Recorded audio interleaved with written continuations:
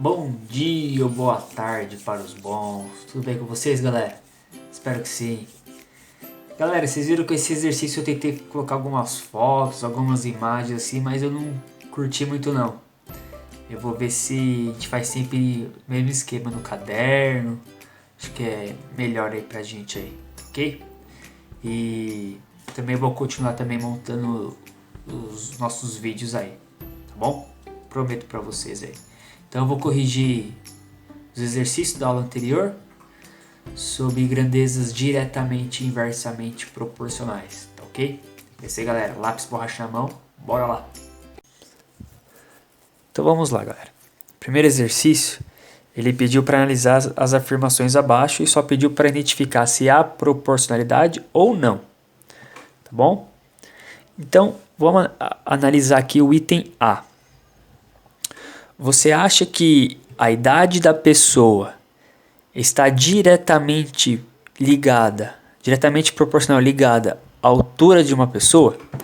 Então vamos supor, se a pessoa tem 10 anos, vamos supor que ela já tem aqui 1,20 m. E vamos supor que ela cresça 10 centímetros por ano, tá bom? Então quando a pessoa tiver 11 anos, ela vai ter 1,30 m. Se ela tiver 12 anos, vai ter 1,40 m. Se ela tiver 13 anos, ela vai ter 1,50 m.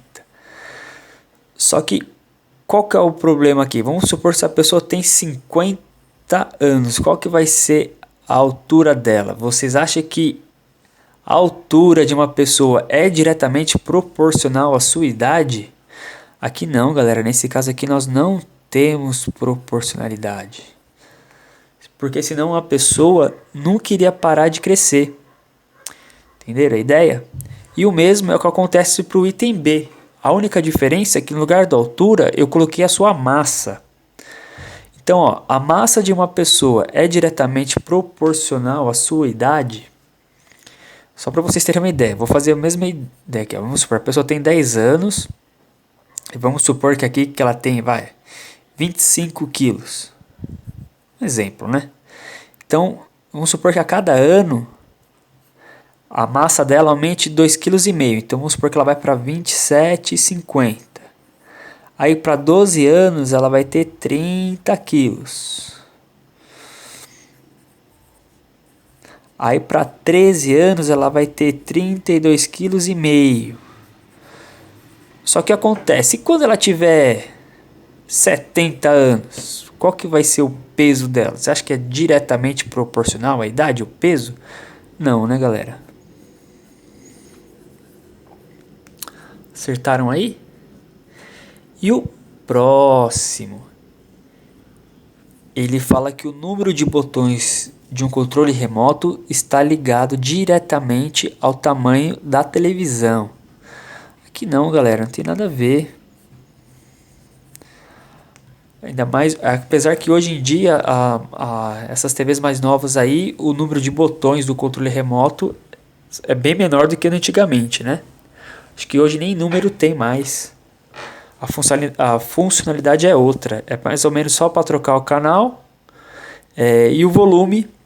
E você tem lá o botão lá para colocar para internet, né? Onde você assiste o Netflix, YouTube, essas coisas. Mas aqui também não tem nada a ver, galera. Não há proporcionalidade aí não, tá bom? Vamos para os próximos. A letra D. O perímetro de um quadrado é diretamente proporcional à medida do seu lado? O que eu teria que saber? O perímetro não é a soma de todos os lados? Como trata-se de uma figura, o que acontece? Vamos supor que o lado do quadrado é 1. Então o perímetro não vai ser 1 mais 1 mais 1 mais 1. Então o perímetro vai ser 4. Vamos aumentar o lado do quadrado. Vamos colocar o lado sendo 2. Então o perímetro não teria que ser 2 mais 2 mais 2 mais 2. Aqui vai dar 8, então, o perímetro. E se o lado do quadrado fosse 3? Qual que seria o perímetro do quadrado? O perímetro do quadrado seria 3 mais 3 mais 3 mais 3. Aqui daria 12. E aí, galera, vocês acham que há proporcionalidade nisso? Lembra, para saber se tem proporcionalidade, basta você dividir o valor do y por x, que você vai encontrar constante. Então, se você dividir 4 por 1, vai dar 4. Se você dividir 8 por 2, também você vai encontrar constante, que é 4. E se você dividir 12 por 3, também você vai encontrar a constante, que é 4. Então, para esse caso, a proporcionalidade direta, quanto mais você aumenta o lado quadrado, maior é o seu perímetro. E lembrando, tem que ser sempre na mesma proporção, né? Que é o valor do K, que é a constante. Isso aí nós vimos na aula do professor Oséias. Então aqui sim, nós temos proporcionalidade direta. Tá bom? O item E. O tempo gasto em uma viagem de carro é proporcional à velocidade média do veículo? Aqui, galera, nós também temos uma proporcionalidade. E aqui, ela é uma... Aqui não está escrito, né? Mas aqui é uma proporcionalidade inversa. Que foi justamente o exemplo que o Oséias colocou na aula. Vamos supor que você demora... Ele colocou lá a velocidade, se não me engano... vamos colocar 120 km. A gente está andando 120 km por hora. Nós demoramos aqui, 10 minutos. Se nós tivéssemos feito esse trajeto em 20 minutos, o que aconteceu aqui? Ó? Nós não demoramos mais? Se nós demoramos mais, o que aconteceu? Automaticamente a gente foi um pouquinho mais devagar. No caso aqui, como aqui multiplicou por 2, aqui teria que dividir por 2. Entenderam a ideia? Então aqui há uma proporcionalidade, só que é inversa, mas tem sim. Nós fizemos exercício disso e, se eu não me engano, eu até coloquei exercício de proporcionalidade inversa na gincana da matemática. E a última do exercício 1. A diagonal de um quadrado é diretamente proporcional à medida do seu lado? Então, você acha que se eu aumentar o valor do lado do quadrado, o valor aqui da sua diagonal irá aumentar proporcionalmente? Aqui, galera, para eu demonstrar isso aqui, eu teria que fazer o teorema de Pitágoras e tudo mais. Mas aqui não precisa. Por quê? Observe, se eu aumentar o lado do quadrado, automaticamente aqui, ó, o valor da sua diagonal vai crescer proporcionalmente sim, galera. Então aqui também nós temos uma proporcionalidade direta. Tá ok? Espero que vocês tenham acertado esse primeiro exercício aí, que não é tão difícil. O exercício 2 era o seguinte: imagine que um plano de celular pós-pago funciona conforme mostra a tabela abaixo. Os valores indicados resultam em uma proporcionalidade? Aqui vocês teriam que ver se tem uma proporcionalidade direta ou inversa. Vamos ver aqui, ó. Para começar, os minutos na tabela não aumentaram? Então, automaticamente o valor também tem que aumentar. Então, caso tivesse uma proporcionalidade aqui, teria que ser diretamente, ok? Como é que eu verifico se eu tenho que dividir o valor, lembra aqui a coluna do x, aqui a coluna do y. Se eu dividir o valor do y por x, para todos tem que dar o mesmo valor. Então, na primeira, eu tenho que dividir 128 por 1000. Se você dividir 128 por 1000, nós vamos encontrar a constante, que no caso aqui vai dar 0,128. Vamos ver se há proporcionalidade. O que eu teria que fazer agora?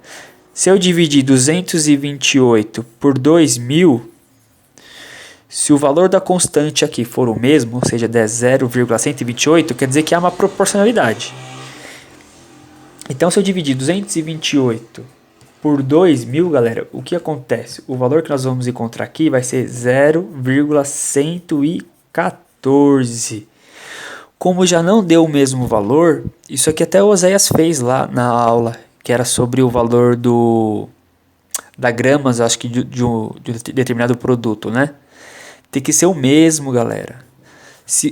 E de novo, se você fizesse aqui 328 dividido por 3.000, aqui, galera, eu vou pegar aqui a calculadora aqui, vou fazer aqui rapidinho. Aqui daria o número em 0,1093. Para ser proporcional, quando você divide o valor do y pelo valor de x, tem que dar o mesmo valor. Então aqui, galera, no exercício 2, não há proporcionalidade. E antes de passar esses exercícios, eu até fiz um resuminho da aula lá. Depois vocês podem verificar também.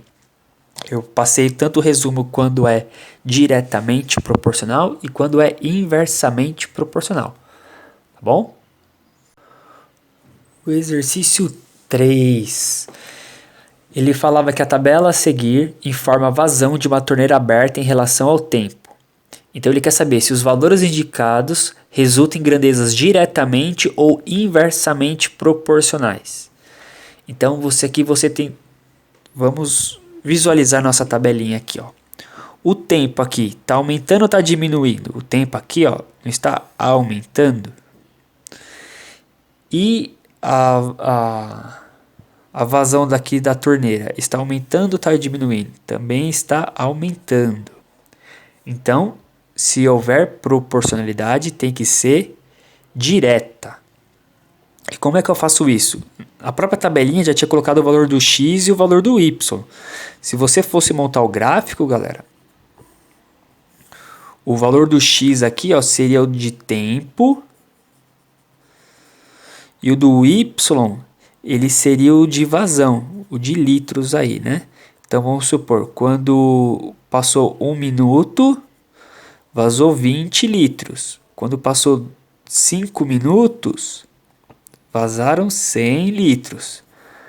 Aí vocês teriam que fazer o par ordenado lá e depois você traçava a reta aqui. Tá ok? Então o valor do x aí, do eixo x, seria o de tempo.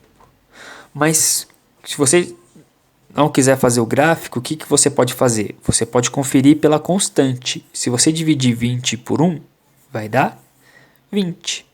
Se você dividir o próximo aqui, ó, o y por x, 100 dividido por 5 também dá 20. Se você dividir 200 por 10, dá 20. E se você dividir 400 por 20, também dá 20. Observe que o valor da constante tem que ser, né, o mesmo valor. Então, há uma proporcionalidade, ou seja, esse exercício, a grandeza é diretamente proporcional. É isso aí. Acabou. O exercício 4, galera, isso aqui é uma pegadinha. Vamos lá. A tabela a seguir informa a capacidade em metros cúbicos de uma represa que estourou em relação ao tempo em minutos. A represa inicialmente tinha capacidade de 200 metros cúbicos de água e após 20 minutos, devido à queda contínua da barragem, ficou com apenas 10 metros cúbicos de água. Ele quer saber se os valores indicados resultam em grandezas diretamente ou inversamente proporcionais. Então, aqui na tabelinha, o tempo aumentou ou diminuiu? O tempo aqui, galera, aumentou. E o que aconteceu aqui com a vazão aqui? Aumentou ou diminuiu? Ela diminuiu. Então, as setas não têm sentido opostos. Então, essa grandeza aqui tem que ser inversamente proporcionais. E como é que eu faço para conferir isso? Quando eu multiplicar o valor de x e o valor do y, tem que dar a mesma constante. Quando você multiplicar o x e o y, tem que dar a mesma constante. Em outras palavras, se você fizer 1 vezes 200, dá 200. Aqui, se você fizer 5 vezes 40, também dá 200. No próximo, se você fizer 10 vezes 20, dá 200. E por fim, se você fizer 20 vezes 10, dá 200. Então, quando as setas têm sentidos opostos, a grandeza tem que ser inversamente proporcional. E como é que você vai afirmar que trata-se de uma grandeza inversamente proporcional? Quando você multiplicar todos os valores aqui, ó, o valor da constante tem que ser o mesmo. Já para diretamente proporcional, que era o caso do exercício 2 e do exercício 3, as setas têm o mesmo sentido. E quando você divide o valor do y pelo valor do x, o valor da constante é o mesmo. Aí dá para você testar para todos, tá bom? Galera, no exercício 4 lá, eu não escrevi, mas a grandeza do exercício 4 é inversamente proporcional. Nós provamos isso, tá bom? O exercício 5, ele dá uma tabela pra gente e ele informa a relação entre o lado, que ele chama de x, e a área, que ele chama de y, de um quadrado. E ele já falou que ele quer saber se os valores indicados na tabela resultam em uma grandeza proporcional. Então vamos ver. De acordo com os lados, os valores aumentaram ou diminuíram? No caso aqui, aumentou. Beleza. E de acordo com a área, aumentou ou diminuiu? De acordo com os dados da área, aumentou também. Então, se esse exercício trata-se de uma grandeza, tem que ser qual? Tem que ser a diretamente proporcional. Se for, né? Como é que eu faço para conferir isso? Eu tenho que dividir o valor do y pelo valor do x. Vamos fazer para o primeiro aqui, ó. Se você dividir o valor do y, que é 1, pelo valor do x, que também é 1, o valor da constante vai dar 1. Olha agora para o próximo. Se você pegar o valor do y, que é 4, e dividir pelo valor do x, que é 2, o valor aqui da constante vai dar 2. E olha o próximo. Se você dividir o valor do y, que é 9, pelo valor do x, que é 3, o valor da constante aqui vai dar 3. Aqui, galera, não vai ser uma grandeza proporcional. Por quê? Porque o valor da constante aqui, ó, não deu o mesmo, galera. Então, para esse exercício aqui, não há grandeza proporcional. Então, aqui nós não temos, não há grandeza proporcional. Cuidado, hein, galera. Esse aqui é clássico de cair na AP. Eu não sei se vocês têm a AP do ano passado, mas esse exercício aqui caiu para o 9º ano, hein? É que depois eu vou ver se eu pego... que tá lá na escola, né? As APs dos anos anteriores. Mas essa aqui caiu. Ele deu uma lista com quatro tabelas e ele queria saber quais delas eram grandezas proporcionais. Eu lembro que muita gente errou porque colocou que essa aqui era uma grandeza diretamente proporcional. E aqui nós não temos essa grandeza, galera. Porque para ser diretamente proporcional, o valor da constante quando você divide o y por x tem que ser a mesma. Tá bom? Espero que vocês não errem aí se caso cair esse ano. Então, galera, o exercício 6 falava assim, ó.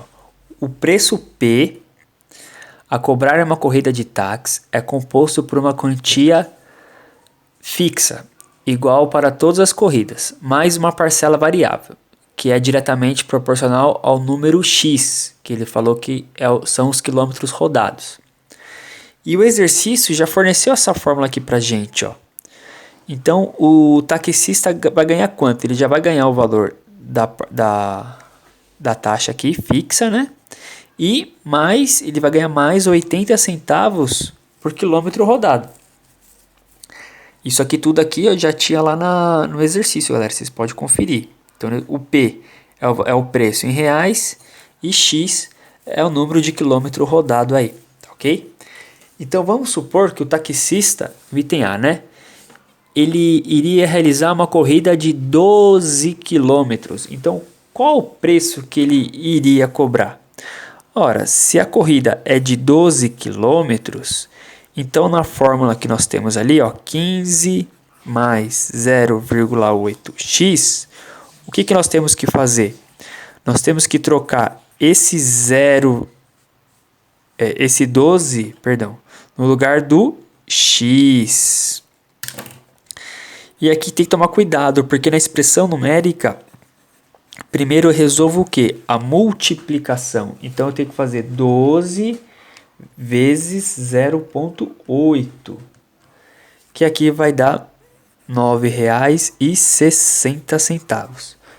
9,60 mais 15, como aqui trata-se de reais, galera, eu vou colocar assim, ó. Então vai dar R$ 24,60. Esse é o valor que o taxista deverá cobrar para uma corrida de 12 quilômetros. Acertaram aí, galera? O item B, ele queria saber qual a diferença entre os preços de duas corridas, uma de 20 quilômetros e a outra de 21 quilômetros. Então, eu vou ter que fazer uma conta para 20 quilômetros.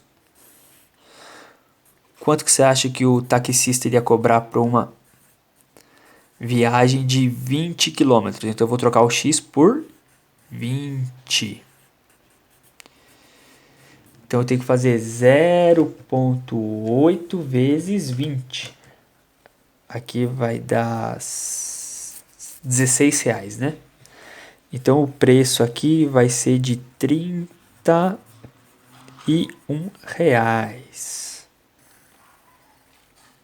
Agora, vamos calcular o valor da corrida para 21 quilômetros. Apesar que quem tiver um raciocínio rápido aí, dá para responder isso aqui de cabeça. Qual que será a diferença entre uma corrida e a outra? Já que é 1 quilômetro só de diferença. Mas vamos lá. Aqui eu vou trocar o x por 21. Primeiro eu tenho que fazer sempre a multiplicação, né? Aí eu vou ter que fazer 0,8 vezes 21, que vai dar 16,80. Aí 15 mais 16,80 vai dar 31,80. Então, a pergunta era, qual é a diferença dos preços? Se você fizer 31,80 menos 31, a diferença vai ser de quanto? Então, a diferença vai ser de 1 quilômetro. E quanto sai 1 quilômetro? Sai 80 centavos. Opa! Eu vou colocar R$80. 80 centavos. É isso aí, galera. Acabou. Tem o item C que eu acho que é para montar o gráfico. Vou fazer aqui para vocês. O item C, galera, eu pedi para fazer um esboço de um gráfico, né? Então aqui, onde seria o eixo X, eu vou colocar os quilômetros rodados e de acordo com o eixo Y, vou colocar o valor a ser pago aí. Tá ok? Então vamos lá. Se a pessoa anda 1 quilômetro, o que acontece? Quanto que ela vai pagar aqui? Ela vai pagar R$15,80. O que acontece? Esse gráfico, se ela não andar nenhum quilômetro, mas ela já vai pagar quanto? R$15. Esse gráfico aqui, galera, ele já vai começar aqui, ó, a partir do 15, que já é a taxa fixa. Se ela andar 2 quilômetros, ela vai pagar quanto? Ela vai pagar R$16,60. Se ela fosse andar 3 quilômetros, vou fazer o último aqui, ó. Ela ia dar quanto? 17, ela vai pagar R$17,40. Então agora aqui basta você ligar esses pontos aqui, ó. Esse é o gráfico aí da função.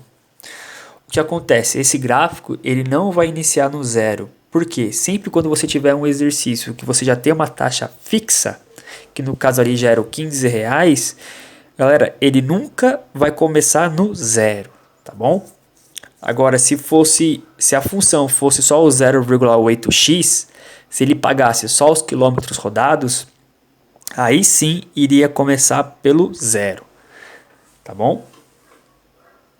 E também outra coisa, não precisava fazer bonitinho na proporção não, como estava a esboce, era só fazer, a ideia principal mesmo é que o gráfico aqui inicia no R$ 15, né? E essa função, ó, ela é crescente, mas isso a gente vai ver no futuro, tudo bem? O exercício 7, eu vou ler para vocês aqui, ó. Atualmente, o total de chips para celulares ultrapassa a população mundial. E sua produção cresce a cada dia. Em uma empresa, o número N de dias necessário para a produção de 20 mil chips para celular depende da capacidade do maquinário envolvido. Se a capacidade de produção for de X chips por dia, então o valor de N, que no caso aqui o exercício já forneceu, que é o número de dias, e X, que é o número de chip produzido por dia pela máquina, deverão satisfazer a seguinte condição. Aí ele passou essa expressãozinha aqui pra gente, ó. O que ele quer saber? Quantos dias são necessários se o maquinário produzir 500 chips por dia? Então ele quer saber qual o número de dias serão necessários se o maquinário aqui, ó, produzir quanto? 500 chips por dia. Então eu vou reescrever a fórmula aqui, ó.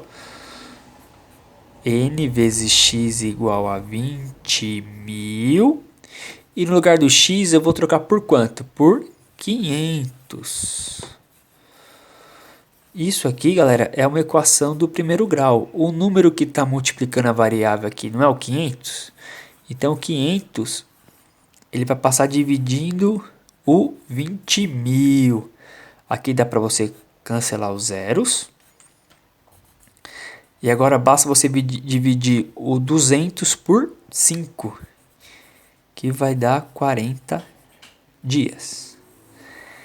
Então, para esse maquinário aqui, ó, se esse maquinário ele produz 500 chips por dia, para produzir os 20 mil chips que eles precisam, eles vão demorar quantos dias? 40. E o que acontece aqui, galera? O número de chips que essa máquina vai produzir não aumentou? Você acha que o número de dias vai aumentar ou vai diminuir para essa situação aqui? Para quem falou que vai diminuir, acertou, porque isso aqui é uma grandeza inversamente proporcional. É claro, quanto mais máquinas elas produzirem, menor vai ser a quantidade de dias que eles vão demorar para produzir o número esperado aí, que é o 20 mil, né? Então agora aqui eu vou trocar o x por 800. E o número que está multiplicando a variável, vou passar ele dividindo.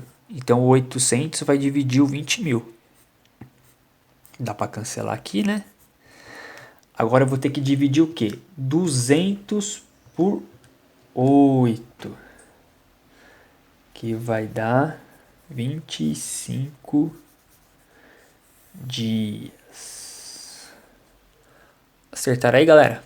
Exercício 7 era só isso. O exercício 8. Alessandra presta serviço de informática a diferentes empresas e cobra o valor de R$ 50 por hora trabalhada. Aí aqui eles pediram para completar a tabela. Então, se ela trabalha 1 hora, ela ganha R$ 50. Se ela trabalhar 2 horas, ela irá ganhar R$ 100. E se ela trabalhar 3 horas? Aqui tem que completar, né? Então o valor aqui é de R$ 150 e de 4 horas R$ 200. Fora isso, ele passou mais alguns exercícios aqui pra gente. O item A. Quanto a Alessandra receberá se levar 8 horas para realizar um trabalho? Poxa, se ela ganha R$ 50 a hora e ela demorar 8 horas para realizar esse trabalho, então eu sei que a Alessandra ela irá ganhar R$ 400 nessas 8 horas trabalhadas. O item B. Podemos dizer que o ganho de Alessandra é uma função do número de horas trabalhadas? Sim, galera.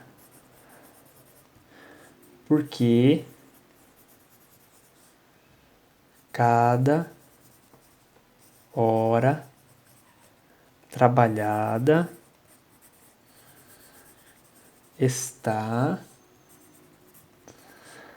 associada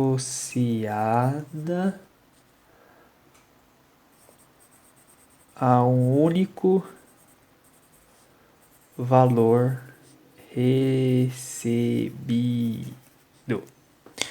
E se você for montar aqui o gráfico, você vai ver que vai ser uma função aí, vai ter a proporcionalidade, né? Tranquilo.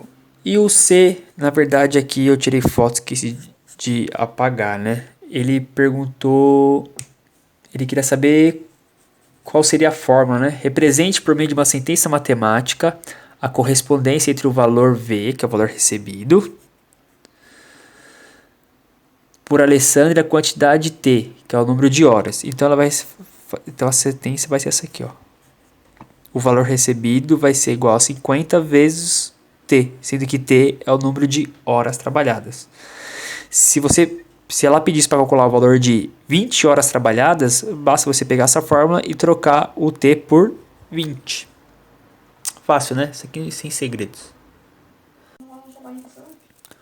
O exercício 9, conforme eu falei, é igual ao do taxista. O que acontece? Uma loja de ferramenta aluga algumas de suas mercadorias de acordo com o seguinte critério. Tem uma taxa fixa de R$ 15 e também tem uma taxa diária de R$ 8,50. Considerando o D, o número de dias, e A, o valor do aluguel, então o valor do aluguel vai ser igual ao valor da taxa fixa mais R$ 8,50 por dia. Teria que ser assim, igual ao do táxi. Só que o do táxi era 80 centavos por quilômetro. Aqui ele pediu para colocar o A sendo o valor do aluguel e D o número de dias. Então vamos supor, se ele aluga por 2 dias, ele teria que fazer 8,50 vezes 2, que daria 17, depois teria que fazer 15 mais 17, que daria R$ 32 que ele iria pagar. Esse aqui, eu esqueci de colocar, esse aqui é o item A. E o item B, ele quer saber qual dos dois está certo. Acompanhe a conversa entre a Samantha e o Celso. A Samantha falou que o valor do aluguel depende do número de dias. Já o Celso falou que o número de dias depende do valor do aluguel. Quem está certo aqui, galera, é a Samantha. Por quê? Porque o valor do aluguel, o número que você encontra aqui, ele depende do número de dias. Então quem está certo aqui, ó, é a Samantha. De novo, porque o valor do aluguel que depende do número de dias. Se o D estivesse aqui, que não é possível, né? E o A fosse aqui, aí sim o Celso estaria certo. Bom, esse também era bem tranquilinho aí. O exercício 10. Esse aqui trata-se lá da impressora que produz os panfletos de acordo com o tempo aí, né, de funcionamento. Então, quando o tempo era 2 minutos, essa impressora ela produzia 36 panfletos. Quando o tempo era 4 minutos, ela produzia 72 panfletos. Vou fazer mais ou menos aqui a tabelinha, vai? Vamos lá. Quando aqui era 2, era 36 panfletos. Quando era 4, era 72. Quando era 6, aqui era 108. E quando aqui era 10, aqui era 180. Qual que era a primeira pergunta lá? Deixa eu pegar aqui, galera. Primeira perguntinha. Ué?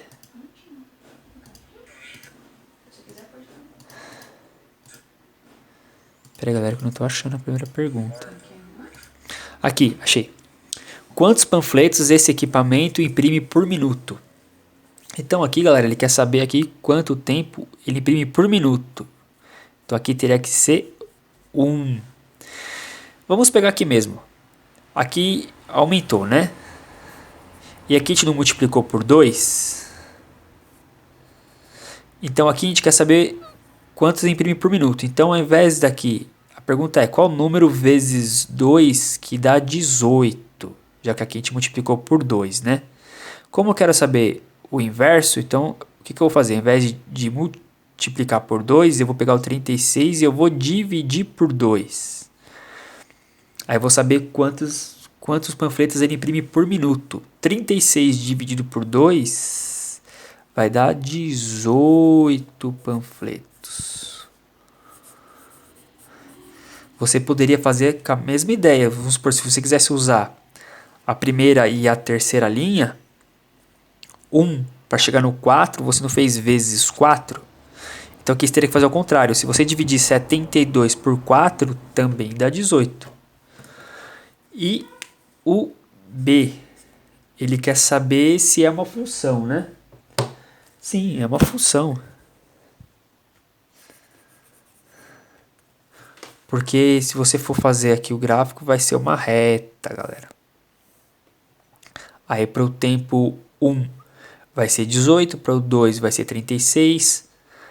Aí para 3 daria 54, mas aqui nós não temos, mas daria 54. Aí para 4, 72 é uma função, sim, uma função do primeiro grau. E ela é crescente. Quanto mais tempo essa impressora trabalha, maior é o número de panfletos que ela consegue produzir aí, né? E a letra C. Escreva uma lei que relacione o N com o T.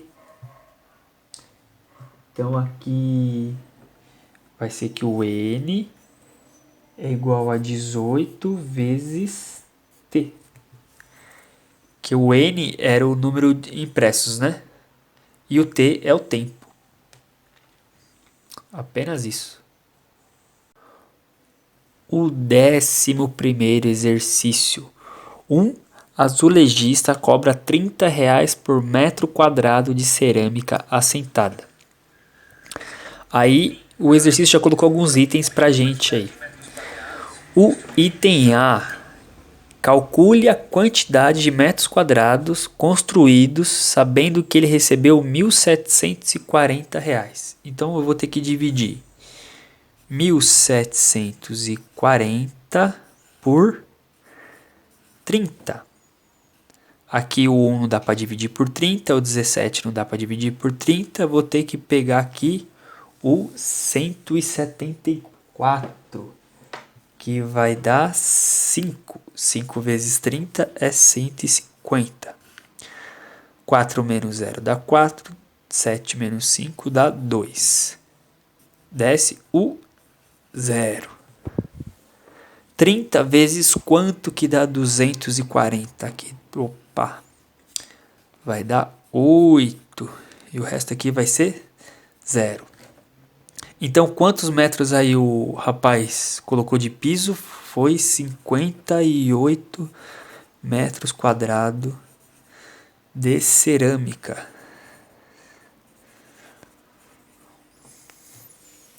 Tranquilo, né? E o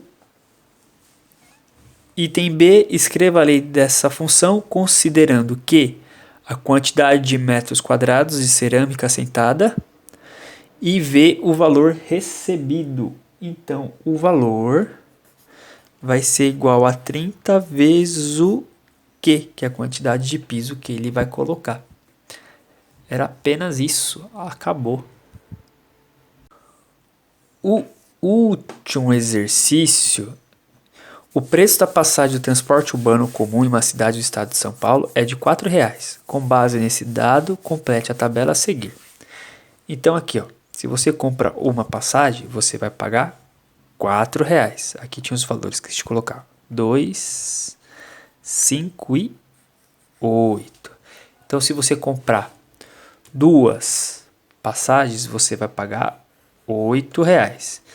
Se você comprar 5 passagens, você vai pagar quanto? R$ 20. Como é que eu sei disso? É só fazer 5 vezes 4, já que uma passagem vale R$ 4. E 8 passagens, quanto que eu vou pagar? Basta fazer 8 vezes 4, que vai dar R$ 32. Aí também, além disso, de completar a tabela, tinha algumas perguntas.